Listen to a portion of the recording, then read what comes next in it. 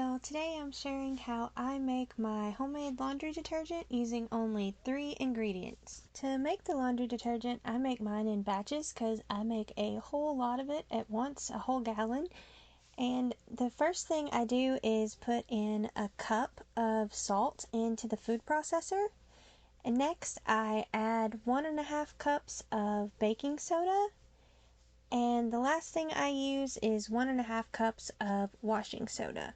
Then I blend it all up really good in the food processor. Be really careful if you make this and you take off the lid. The washing soda has a really high pH of 11 and makes it caustic, and it can kind of mess up your lungs if you breathe it in. So be very careful if you do that. The baking soda is kind of harsh too, but not nearly as harsh as the washing soda.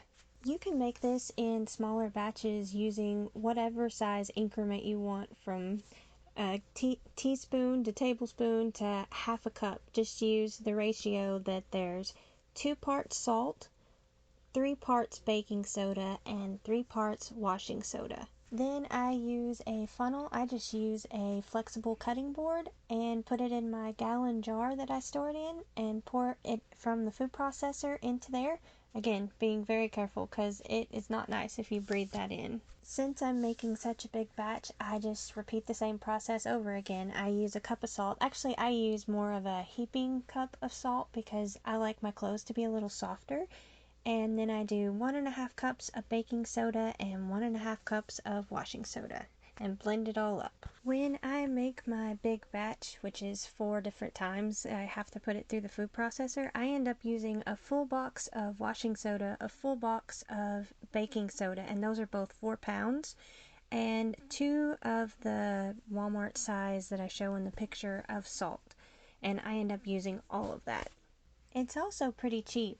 To get all the ingredients at Walmart where I'm at, it's around $10, and this recipe lasts me for about 2 months, and I really love it. I've been making this for 2 years consistently. This is my favorite laundry detergent recipe that I have ever made. I've tried doing the liquid soaps before and the ones that just use soap in them, even just like making a dry one where you just grate up the soap and put it in there, and I really was not a fan of that.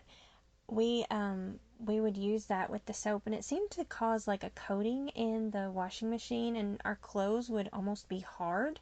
So I like this because it has no soap whatsoever. So instead of a laundry soap, it's a laundry detergent. Also, there's people in our family that are allergic to a lot of the commercial or standard laundry detergents that you get in the store. They can't handle the scents or whatever it is that they put in them. I've also made recipes where you put borax in them, and they couldn't handle those either. So for our family with the sensitive skin and allergies and stuff, it works really, really good. This also works as a stain remover or just pure cleaner for things like your carpets or furniture.